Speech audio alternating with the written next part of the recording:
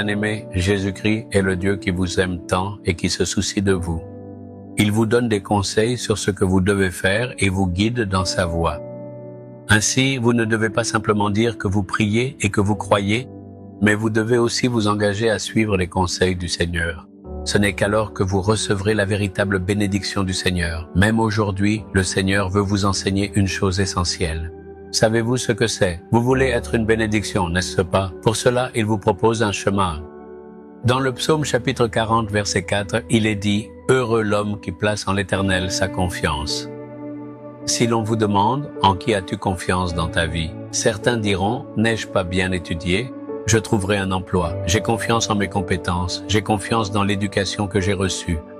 Il y a tant de personnes pour m'aider, mes amis et ceux qui me veulent du bien. Grâce à leur soutien, je réussirai dans la vie.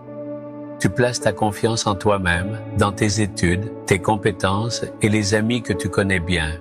Mais le Seigneur parle d'un homme qui fait de lui sa confiance. Je ne me confie qu'au Seigneur, pas dans mes études que j'ai reçues de lui.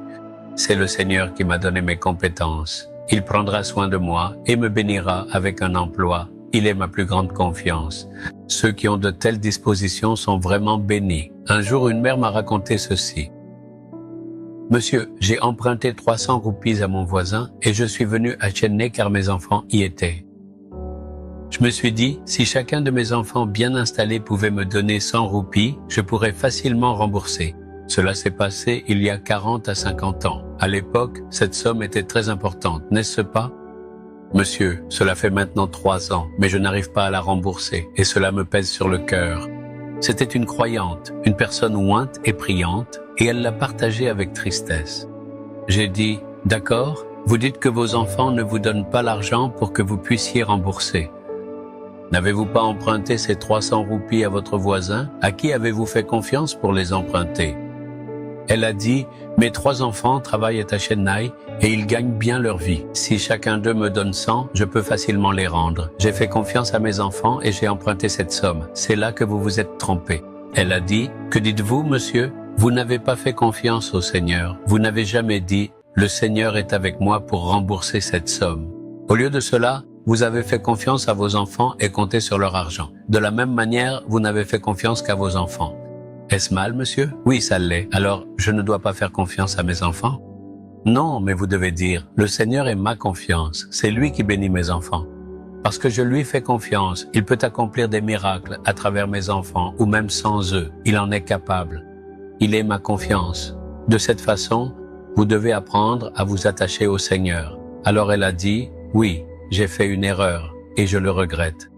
Elle a alors dit, pardonne-moi, désormais je ne ferai confiance qu'à toi, pas à mes enfants. Je te fais confiance pour rembourser ma dette. En moins d'1 mois, elle a obtenu cette somme d'une manière ou d'une autre et l'a aussitôt rendue.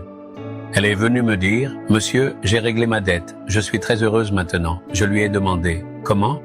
Elle a répondu, « Pas grâce à mes enfants, mais le Seigneur a ouvert une autre porte et a pourvu à mon besoin. » C'est ça le Seigneur. Vous pouvez attendre quelque chose et continuer à lui faire confiance. Puisque vous avez placé votre confiance dans vos enfants, dans votre vieillesse, vous ne cessez de vous lamenter. Mes enfants m'ont abandonné et je souffre, mais au lieu de cela, que devez-vous dire? Le Seigneur vous a donné à moi. Je vous ai éduqué et bien élevé. Vivez bien. Le Seigneur me guidera et il est mon espérance. Dites cela et voyez.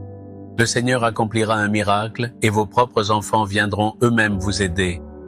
Au lieu de cela, si vous dites « N'est-il pas mon fils? Ne l'ai-je pas éduqué? Ne devrait-il pas s'occuper de moi en retour ?» Avec de telles paroles, son cœur devient dur. Alors que devons-nous dire? Le Seigneur est mon espérance. Je mets ma confiance uniquement en lui. Il me nourrira, m'habillera et me guidera. Il prendra soin de moi et me soutiendra jusqu'à la fin. Dites-le avec assurance, vous serez bénis. Voulez-vous le dire maintenant au Seigneur? Seigneur, s'il te plaît, pardonne-moi, j'ai placé ma confiance au mauvais endroit. J'avais mis ma confiance dans ma force, ma sagesse, mes compétences, les opportunités, le confort et les amis que j'ai.